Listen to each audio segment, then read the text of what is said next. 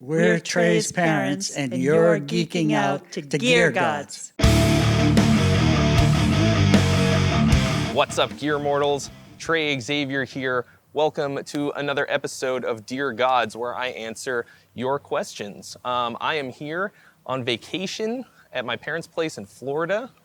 You know, I spend a lot of time when I do these videos trying to find the best background to drop in on the chroma key, and I figured I'm already in an interesting background location, so why not just shoot it, you know, in the real world on the canals of Pine Island, Florida. So my dad is the captain today, driving the boat around, and I'm gonna answer your questions on this boat. So here we go. Oh!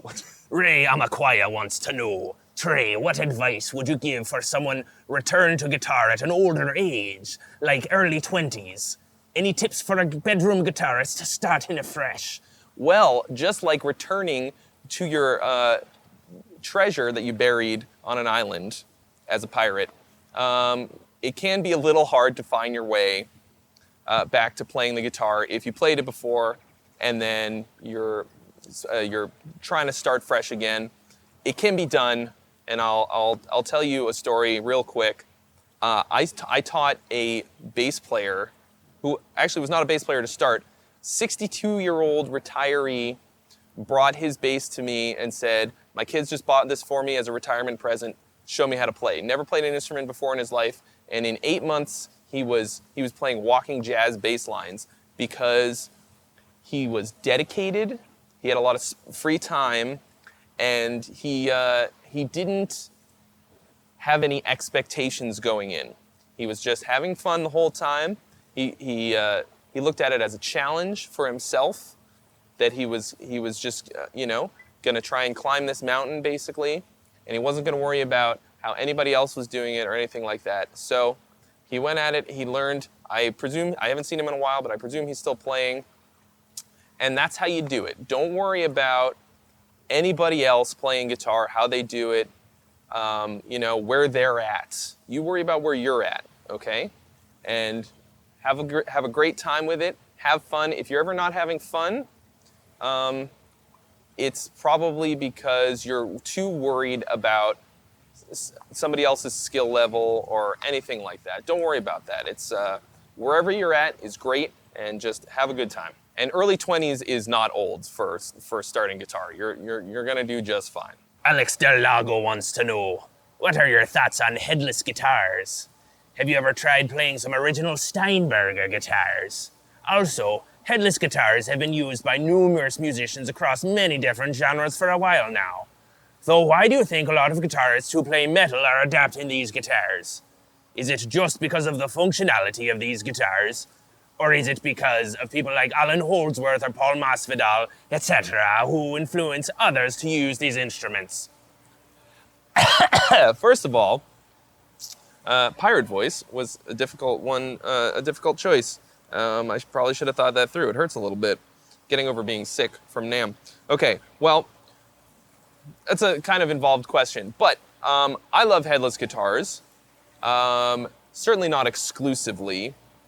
I think that the weight reduction and balance improvement is easily worth it for in most aspects. Some people think they look a little weird. I don't think that they do. I think they look a little weird. It's not necessarily ideal. What I would really love, actually, and I've yet to see a company do this, but I want to see ones that have modular, like balsa wood headstocks, like purely decorative, that you could pop on and off, so you could travel without the headstock. And you'd have one that didn't weigh anything, and you don't have to put tuners on it or anything, and you just pop it on and off. Just for people who don't really like the way they look, but you can still get the benefits of a headless guitar. Anyway, so in general, I love them. Why are they popular? Well, I don't think it's just because of players like the ones that you mentioned, or like Pliny, or any of those ilk of sort of prog, fusion, and metal dudes. I think a lot of those guys are playing them for touring purposes too, that little bit of space and weight reduction is huge for touring guitar players. Because they weigh less, and because they're smaller, you can take them on a plane so much easier. I've done that a bunch of times with my Strandberg. They're just better for that purpose. Now, you asked me if I've ever tried a Steinberger. I have not, actually. I think those are pretty cool for the most part. They look cool anyways, except for the ones that are like a little triangle body. I don't think those look that cool. I don't know. Obviously, that guy was doing it long before everybody else. He was way ahead of his time. But I think the modern ones are a lot sexier. I think they're just cooler looking, and there's some that are not that cool looking. I don't think Klein guitars look cool, but that's not really the point, right? I mean, it's ergonomic. So I think a lot of those artists, like I said, are playing them for practical purposes, and then people are seeing them play them, and they go, "Oh wow, that looks really cool." Because if your favorite rock star holds anything, it looks cooler. That's just human psychology 101. And of course, manufacturers take advantage of this. And, they want well-known artists to be playing their stuff on the road and all that stuff. So, you see somebody, I think it's become a lot more acceptable recently. And I think I like that they're taking off. I have, like I said, I have a Strandberg. I'm looking into getting a Vader, hopefully pretty soon, a Vader multi-scale 7-string, want that real bad. So who knows what the future will hold for Trey and Headless Guitars. How do your parents and family feel about your current career path? Please read this question in the Old Diabetes Guy's, Wilford Brimley, voice, as I do indeed have the type 1 of diabetes. Well, that's a great question. Let's go straight to the source and ask my parents. What do you guys think about my current career path, both in music and Gear Gods? Be honest. What's up, Gear Mortals? Francis Xavier here, the second. That's a very lifelike impression of me. Well, I appreciate him going for his passion. I think that's a great idea.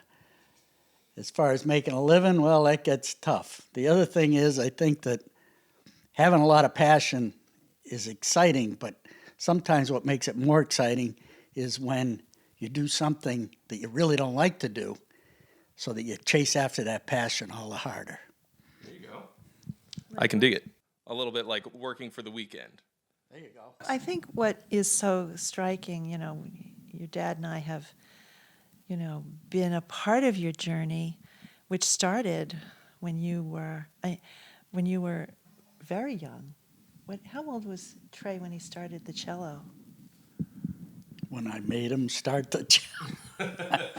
8 maybe, huh? Wasn't it? Yeah. You actually chose the cello on your own, and you went to a meeting because they were offering something wonderful, which they played a song that an 8-year-old would have loved, and you said, "I want that." Do you remember what it was? Oh, God. I know what it was. What was it? It was the Batman theme song.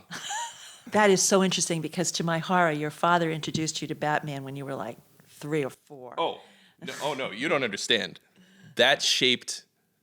So you bought me Batman, the Michael Keaton or Tim Burton one. Yes. When I was probably 5. So you guys got me that on VHS.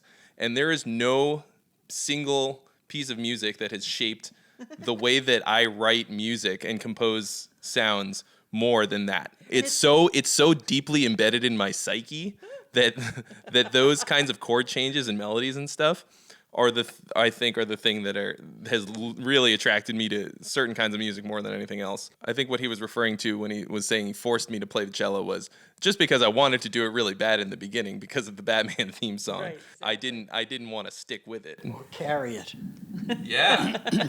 Daddy made you, it went on was for big. years. He just said, was. just go.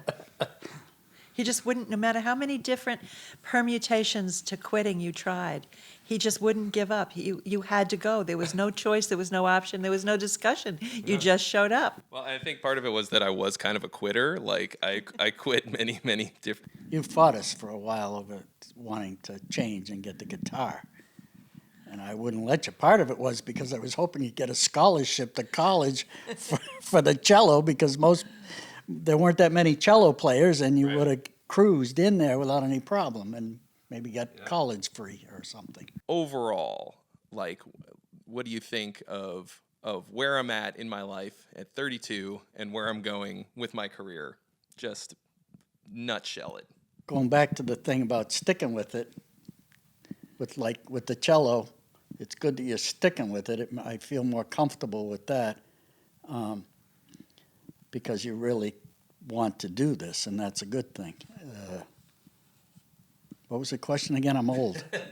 Well, that's hard to know because I don't understand the whole nuts and bolts of the industry or how it all goes down. But I think if you stick with it and push yourself enough, you should be successful. Not that you're not now. You're getting there, but it's a slow process. But if you work hard enough at it, you'll do all right. I hope financially as well. Wouldn't that be nice? Yes. All right, what do you think? Well, you are making it. It's amazing. But, you spent 2 years with a band in our dining room, crashing us out of the house in the kitchen. There was a drum set filled 3/4 of the dining room for years. And it was like, ah. But from that time on, you just seemed, sure of your way. And you'd always been a person who belonged to himself. You were a person who, as a little kid, you always knew who you were and what you were doing. It was amazing. And so you've moved into that. Makes me happy because during that struggle, and it was, I think, enormous struggle, you grew as a human. You're just so confident and happy, and people love being with you, just like we do. So that's a wonderful thing. So how bad could it be?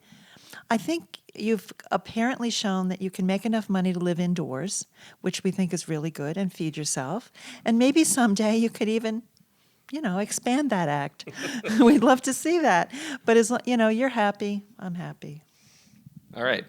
So I'm not dying. There you have it. And now for your piece of unsolicited advice, in which I answer a question that no one asked. Today's piece of unsolicited advice is in regards to having a collection of instruments and owning too many of them. And I will tell you this because it's something that I'm going through right now, and that is I have too goddamn many guitars, okay? You're thinking right now, Trey, how is that possible? Too many guitars? That's not a thing.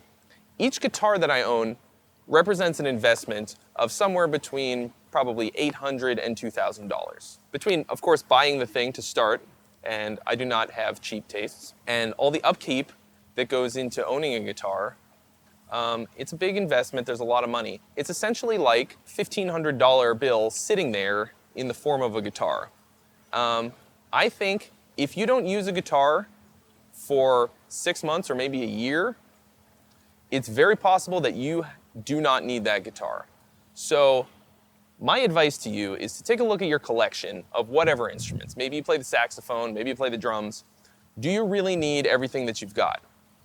And the most important reason that you have to be thinking about this is because you need to be thinking about spending that money on your career as a musician.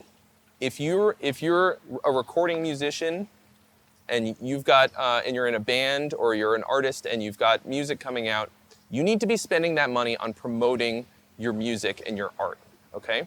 If you have a $1,500 guitar sitting there that you're never gonna play, that could be your entire promotion budget for your upcoming single or album or whatever. And that's what I'm doing right now. I'm looking at selling a couple guitars so that I can fund the release of the next In Virtue single, which will hopefully be out this spring. I'll let you know more about that as it comes along. But your priorities need to be on the music and not just the instruments that you're using to make it. I know it's really cool to have a bunch of different kinds of guitars. You probably have a reason for owning all of them, but you know what? You gotta be thinking about your long-term investments rather than just having some cool pieces of art sitting around. If you've got a ton of money already, hi. If you've got a ton of money already, then buy as many guitars as you like. But if you are poor like me and you're intending on having a music career, this is something that you really should be considering. This is piece of advice is for myself as well. So I would give that a definite shot. So from me and all of the folks at, where are we at right now? At Woody's. Oh, thanks for tuning in. And I will see you next week on Dear Gods. See ya.